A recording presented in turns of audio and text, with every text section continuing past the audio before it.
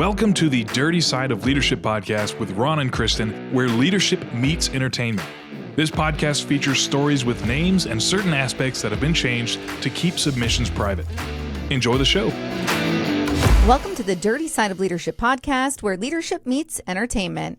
I'm your co-host, Kristin Sokoloff, and I'm joined by my co-host, Ronnie Ward. Ron, how's it going today? It is going great, Kristin. Got a lot going on, as do you. We talked offline. We got some really exciting things in both of our new careers. Yeah, I know, right? It's so wild.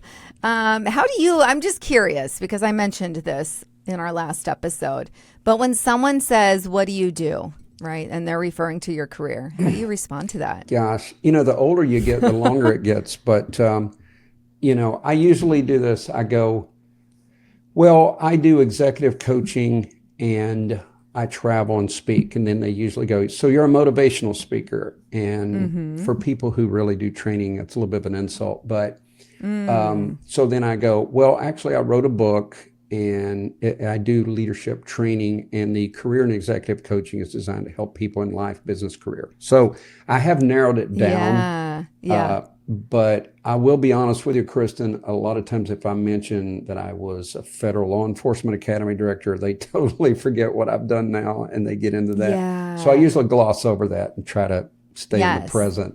How about you? Yes. What do you do? Yeah. I literally, I do so many things that I tell people, depending on who I'm talking to, of course. True. I'll be like, I do a lot of things, but if it's somebody in my industry or even loosely in my industry, political commentator, podcaster, public speaker, moderator, right?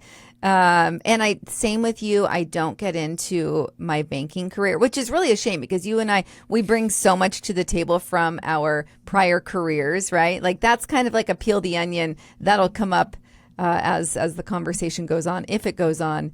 But it's so different than how it was when in a traditional career, right? Yeah, we've talked about how to break that robotic loop.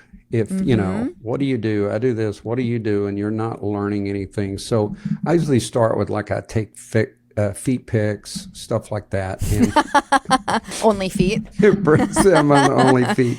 And people go, is that lucrative?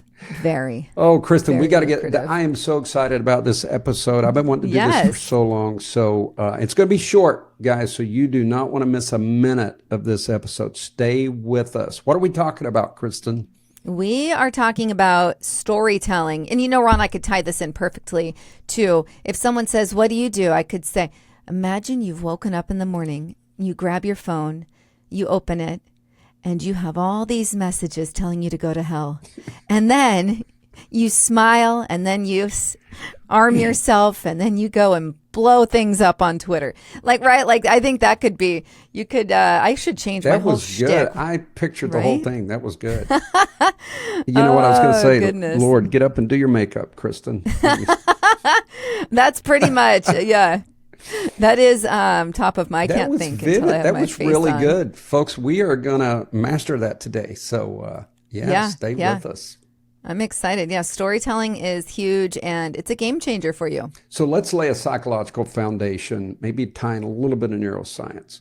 Yeah. So you mentioned when I wake up, the minute we wake up, we start thinking and imagining. But a lot of people don't know this. The brain doesn't stop when we go to sleep. That's why we have dreams and things, but they're not coherent. In other words, the brain will just take all of this information, and that's why dreams are so weird. I think, honestly, Chris, and I wasn't going to say this, but last night I was hanging out with Oprah Winfrey. I'm not even a fan. I'm not joking. She was somewhere that I was. And but that tells you how crazy, and it's something to do with either something I watched, the conversation. Yeah. But anyway, the brain is always going. Now, when you wake up, the brain is activated in a different way. The hemispheres are different because you're alert. But here's the thing, Kristin. Even as kids, if people don't learn that they can harness some of the brain waves and direct the brain's just going to keep doing all this crazy stuff. And that's why some people never really reach reality. They get into trouble because they're always living off of a dream. They don't understand repercussions and those kind of things. But we're going to take a little bit of a different viewpoint. We want to look at not only harnessing the brain in your favor, but also allowing other people's brain to expand and imagine based on what you're saying. And that's a good story. Oh, I love it. I love it because, the brain really sees things the way it chooses. So really, when you're talking about the impact of a good story, it's immense. It is. I tell people in the beginning of the coaching session, when we start, we get into neuroscience and how the brain functions, but I always say this: your brain is designed to do two things: comfort you and protect you. So your brain will draw up scenarios, fearful scenarios, because it thinks it's protecting you. When you get stressed out, your brain's going to go eat comfort food, rest, watch TV, skip work, do all these things, excuse me, because it wants to comfort you. And if we don't realize that, your brain's always going to default to that. You got to be careful. People who learn to master, not allowing the brain to dictate them, but they train the brain, they're the ones that are CEOs. They're successful. Yeah, absolutely. Ron, did you ever see that movie where, and I cannot remember what it was called, that the very opening scene was a log truck, and the log truck, what's holding the logs in, snaps, and the log goes through the windshield of the car behind it. Now, the reason that resonates with so many people, because believe me, I've been in cars with people, and when we get behind, I'm in Oregon, there's a lot of logging here.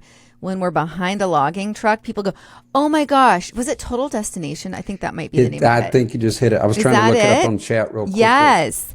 They go, "Oh my gosh, do you remember that?" Right? So, and it's because there's something called visions of grandeur, and I'm guilty of this also, and that's your brain's way of trying to protect you by putting these visions of grandeur in your mind. So you're visualizing the extreme to then get your mind trying to protect you on, okay, if this happens, what should I do, right? And so the people that created that movie, they were so brilliant because they're playing up the psychological aspect of these visions of grandeur that everybody deals with on some level. So to this day, right, that's a trigger. You see it, you're like, ooh, I don't want to be behind this. We're talking about it right now. You're exactly right. That is the power of a good story. So, Kristin, let me ask you this, laying a foundation. Okay. And I said, folks, this is going to be a quick episode, so hang with us. What was your favorite story as a kid? Okay. Like a book, like a children's book or something? Yeah. Okay. I would say, oh my gosh, one of my favorites, and it triggered the other day because I was in a Macy's, was the book Corduroy. And that was the bear. He had overalls on, but one button was missing. So he had like a very crisscross style where one strap was down, and no one wanted him because of his missing button. But Ron, the best part and why it triggered the other day when I was in a Macy's was because he was in a store and it had a whole level that was all bedding and mattresses. And he would bounce from bed to bed to bed. And I remember thinking, how cool would it be to be in like the mall at night by yourself and you have all these beds to choose from. So such a great book. I love that. I've got a friend who owns a mattress store, and no way. I do. And I remember sometimes I would come in from the academy. I'd be tired and all that. I'd walk in. He'd be in the office. He'd go, "I'll be with you in a little bit." I go, "Take your time." I'd pick a bed and just lay down. There's a picture of me, an old picture on Facebook. I'm laying on one of his beds. It's really funny. I love it. That would be fun. So if I had to ask you, like you already described literally and I did remember Corduroy, but I remembered it was a bear, but I couldn't remember any details. But you described a little bit about what he was wearing and those kind of things. So obviously this triggered your imagination, and we're going to prove a point. The fact that, let's say that you read the words and there was no pictures of Corduroy, do you think you would remember that story the way you do now? No, the picture is very helpful, but I will say a lot of times it was being read to me. And it was the way So that then my you just mom would read imagined. the words. Yes, Yeah, absolutely. yeah. Invoked your imagination. And that's what Yeah, we and are. to this day, Ron, those overalls were green. And I remember that because my mom was reading it to me, and green, right? Like, and it's written into the story. So you have that visual. Yeah, I do. I just love this on storytelling. When I do interview coaching, Kristen, I help people turn one of 4 interview questions into a story. And because, let's be honest, in most jobs, people have the same degree, they've got some level of experience, they've done volunteer work, like you're kind of the same. So when you walk out, they're going to be judging how you made them feel. And if you can tell a story instead of just giving a response, they're going to feel good about you. You're going to be memorable. So that's why we do that. So I think you're starting to see what a good story does.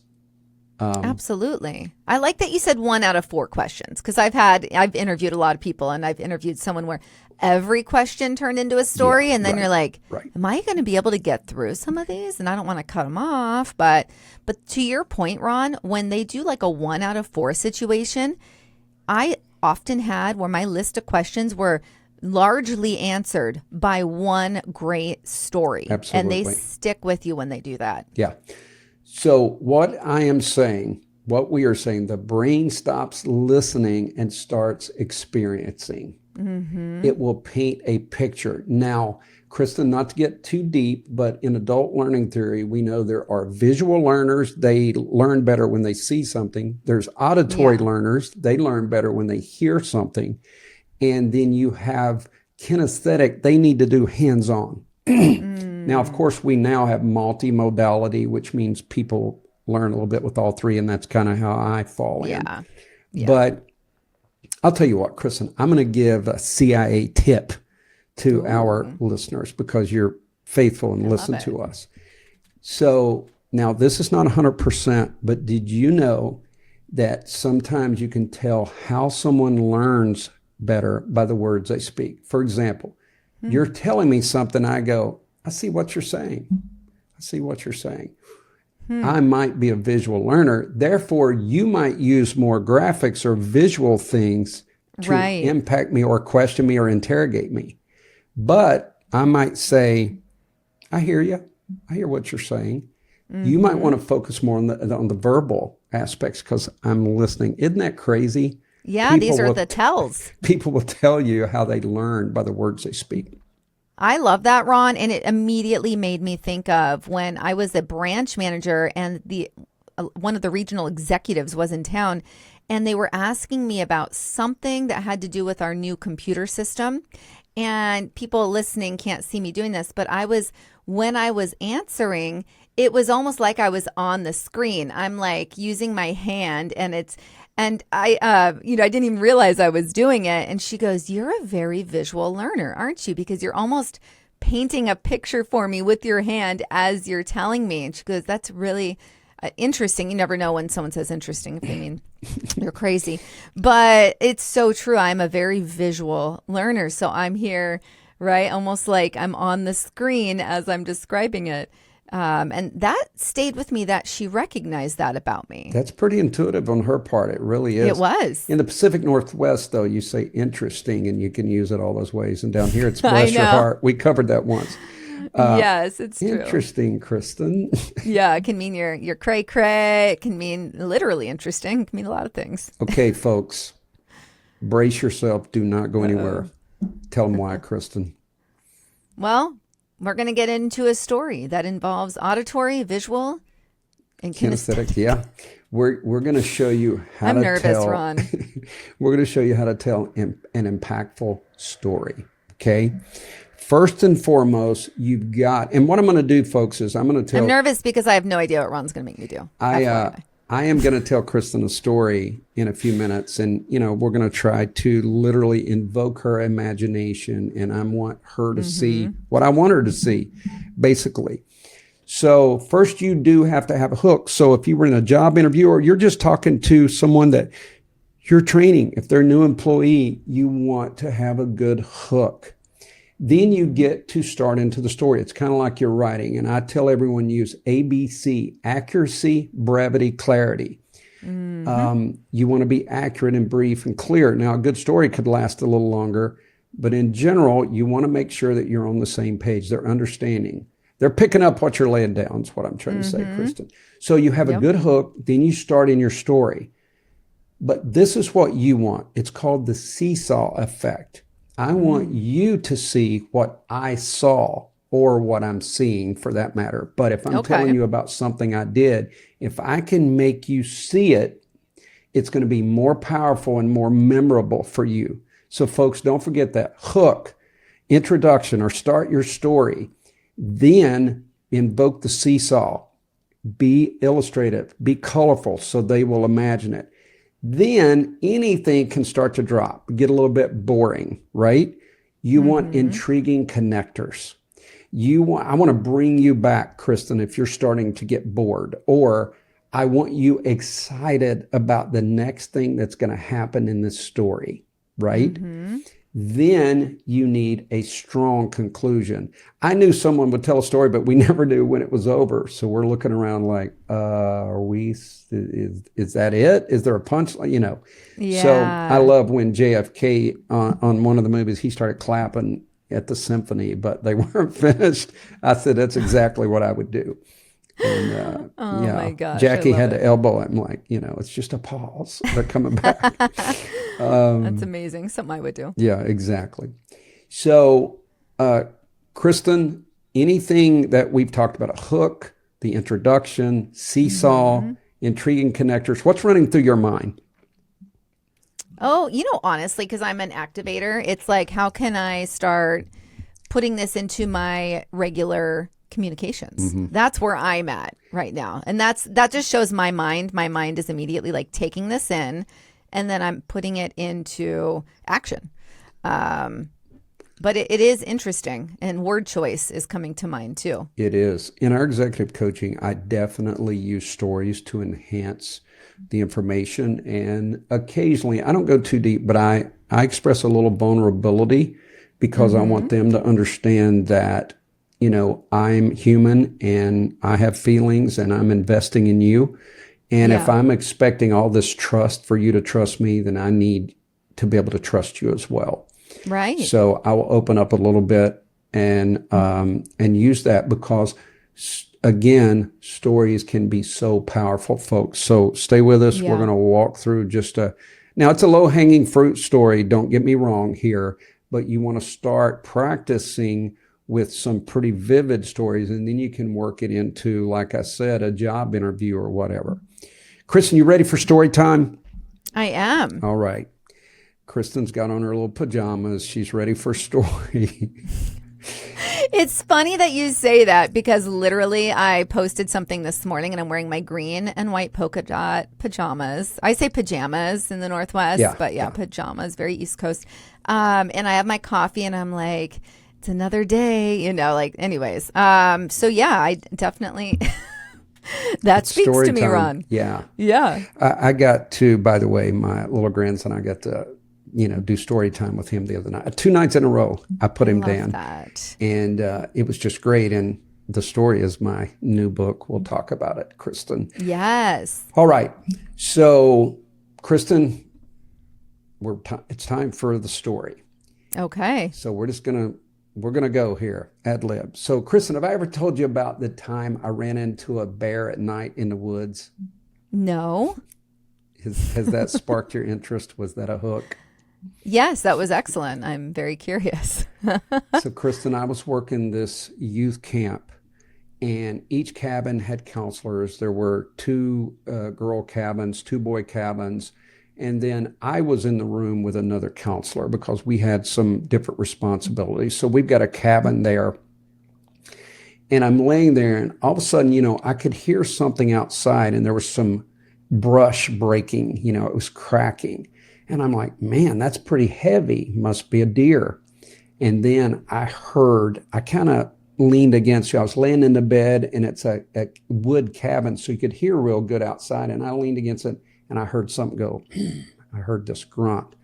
And I thought, man, that doesn't sound like a deer. So I didn't want to wake up the other counselor. So I got up and I put my ear against the door, and I could hear a grunt, and I heard some sticks breaking. And I thought, what the heck? Is that a bear? So I unlock the door and I crack it, and I'm going to get a flashlight if I need to. I could smell. It smelled awful. And I could hear a noise. So I shut the door. I wake up the other counselor. I said, look, I think there's a bear outside. It's like, really? I said, yeah. So the other counselor, I said, you got a flashlight? He grabs a flashlight. I go back over, and it seemed like it was a little distance away. So I step outside the door with my flashlight. Kristin, I started shining it. I turned to my left. There's the bear. It's right there. And I'd taken like 2 steps. So I slowly, because I've watched all these videos, you don't want any sudden movements. So I slowly back up and I ease back in and I shut the door. So me and the other counselors are thinking, oh my God, what if, because these didn't have restrooms inside the cabin. The restrooms were, lovely. You had to walk like, 100 feet. So then we both are hunkered against the door. We start talking, oh my God, what should we do? Should we try to scare it off? Should we got to figure something out because someone could go to the restroom. And we did not have cell phones then. So we're trying to figure out what to do. And of course I tied in a little joke. I said, hey, I'm going to push you out there and you just scream and scare it. So anyway, finally we waited and waited, and it appeared that the bear was gone. So I said, I'm going to crack this door one more time and sniff, because you could really smell it. So I cracked the door. I start smelling nothing. I get the flashlight. I start shining it, and it looked like the bear was gone. But that's the time that I ran into a bear in the woods. Oh my goodness. At night. That's a great story, Ron. Thank you. Thank you very much. Thank you very much. Okay, Kristin, I want you to tell me, I want to start from the beginning, and I want you to tell me what you're visualizing, okay? And if I did not have my pajamas on, add a 6-pack to the stomach. Just throw it in. Okay, so I said that I started hearing some sticks breaking stuff, so I'm laying into bed. Tell me what you visualized. Visualize this cabin for me. What did you see in your mind? Well, I liked that you talked about that there were cabins for the youth there, because immediately I'm able to visualize the setting, not just where you were, but the larger campground area. Okay. And it was important that you mentioned that detail, because then as the camp counselor, when you're hearing this, you have this protective aspect as well, where you have responsibilities out there in other cabins, right? And so that detail, you might not even have realized it, but that was really important, because it added, you could have just, like you said, bunkered in, but you were thinking about the kids. So that's what I was visualizing, was this protective instinct coming out in you. Yeah.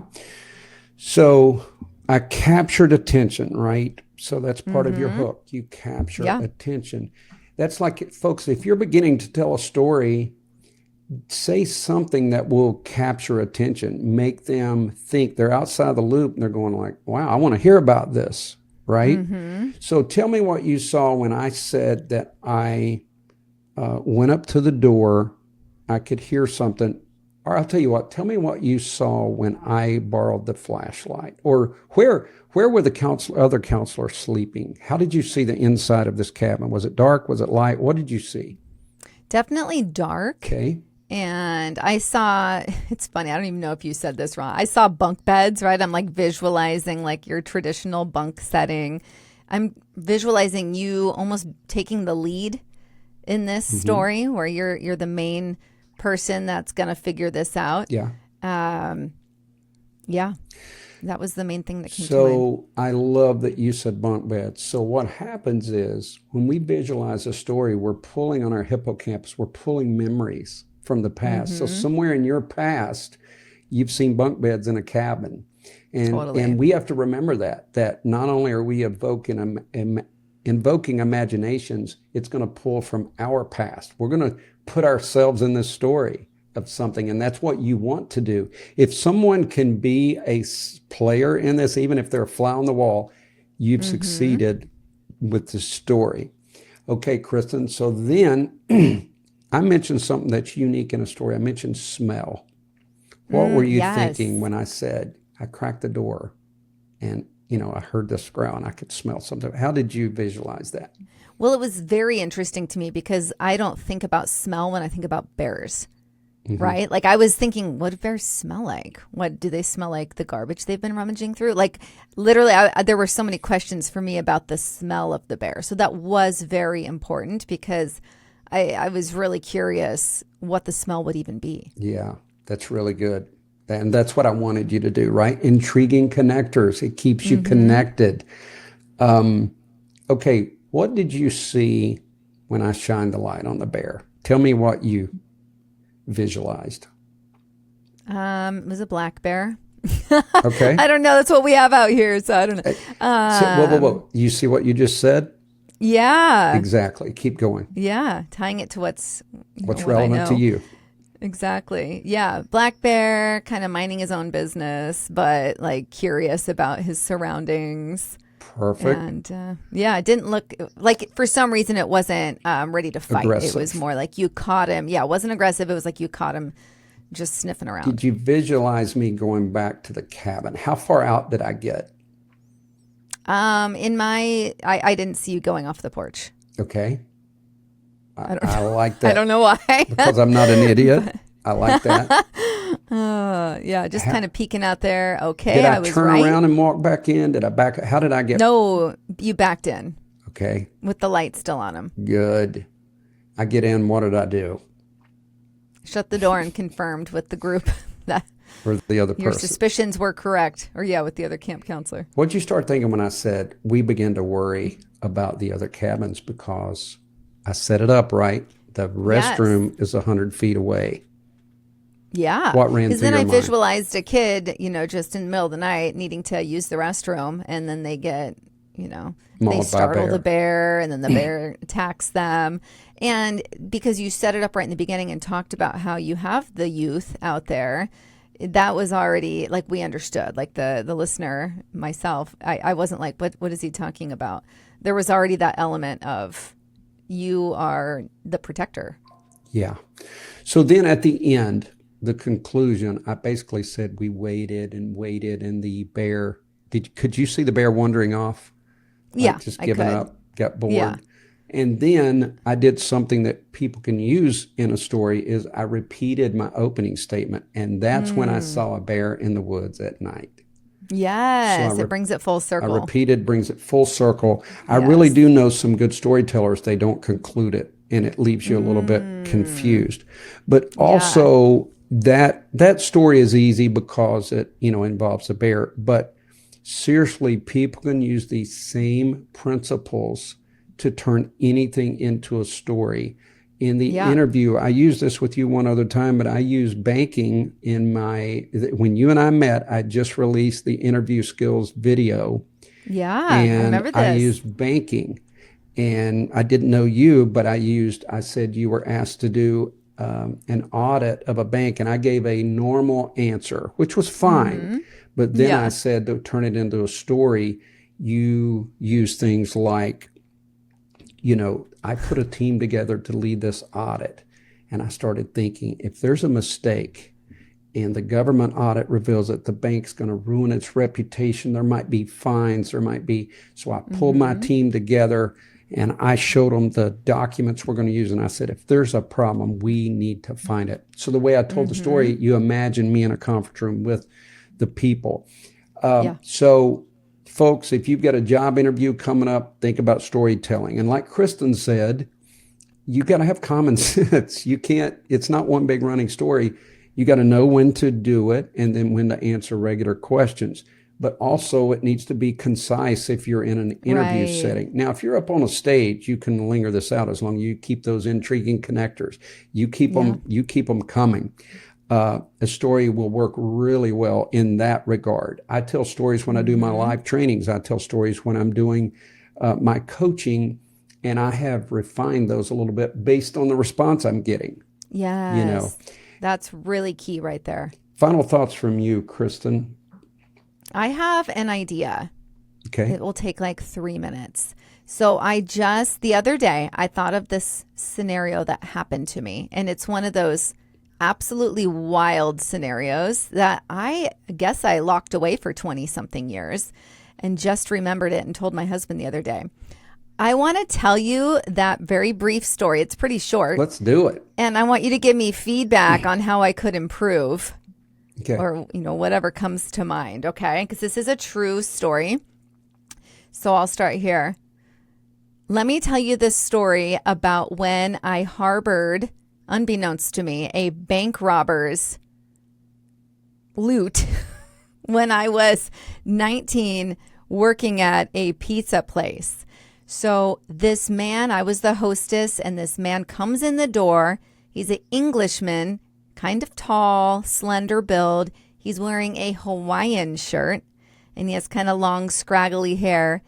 And he asked me, before I brought him to his table, to hang on to his bag because it was a buffet restaurant, and he didn't want to be leaving his bag at the table unattended to while he went and got his salad bar or whatever else he was getting. And I said, yeah, no problem. And he goes, thank you. I have a fortune in there. And I laughed because I was like, okay, yeah, who would actually say that, right? So I put it behind my hostess station, and he did his thing. And I remember him because of the Hawaiian shirt, and obviously he's an Englishman, so he has an English accent, and that's unusual for my area. And so he leaves like 25 minutes later. Again, it's a buffet, so you can come and go a lot quicker than in a regular restaurant. After about 5 minutes went by after he left, and I forgot to mention this part, he comes up to me. He's like, do you have my bag? And I was like, yep, right here. And he's like, oh, thank you.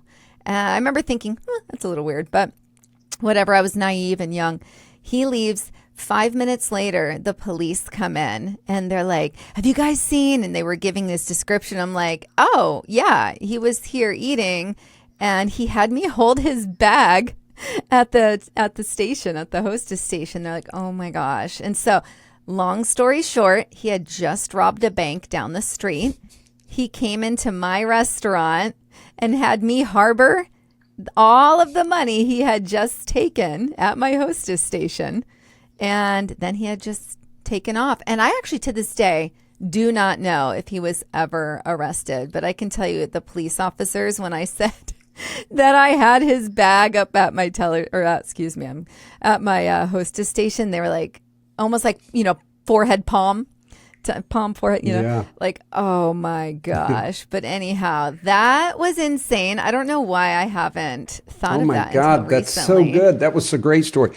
I've got one question, though, on behalf of our audience, because they're thinking the same thing. Did he tip?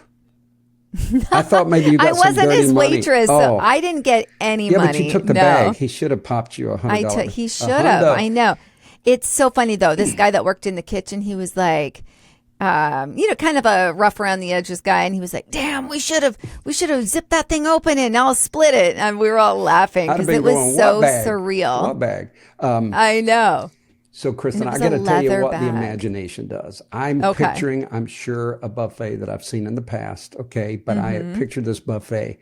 But this is the crazy part. You said he's an Englishman. When you said that, I had a double-breasted suit, maybe a fedora or something like that. And then you go, in a Hawaiian shirt. My brain immediately took a snapshot like, whoa, it did an about face. Okay, I didn't see the Hawaiian shirt coming. Yeah. I could see him come up asking for the bag. Now, I picture this bag to be, it almost looked like just a big brown satchel, like a leather. What did it look like? Well, it's funny because I did not give that detail. It was, that memory just came to me. It was black leather, but it was more like a duffel. Yeah, and I did see a double, but brown, kind of. Oh, interesting. Yeah. So the beauty of a good story is it doesn't matter if it was brown or black. You've got me hooked. I'm imagining as long as it doesn't deteriorate or mess up the story, you're fine with that. But once people shift out of that robotic loop and they're taking this journey with you, remember we said they leave words and it's an experience at this point. They're watching a movie in their brain. They're sitting there with popcorn. That's what you want to do. You will be memorable. The story will be memorable. It's great for training. It's great for onboarding. All of these things if you learn to master a good story. And frankly, it's not that. Now, I get it. There's master storytellers, and I'm not trying to say that I am, but that was really good, Kristin. I think that was as good because the bear is low-hanging fruit, right? Anybody can tell a bear. Right. But that was really good because I was imagining this whole thing. I forgot we were doing a podcast. I'm in this restaurant. Now I'm hungry. Thank you. I know, right? So oh, my gosh. There's not much feedback I can get, but I'm surprised you haven't told us that story before. So I'm glad it worked in today.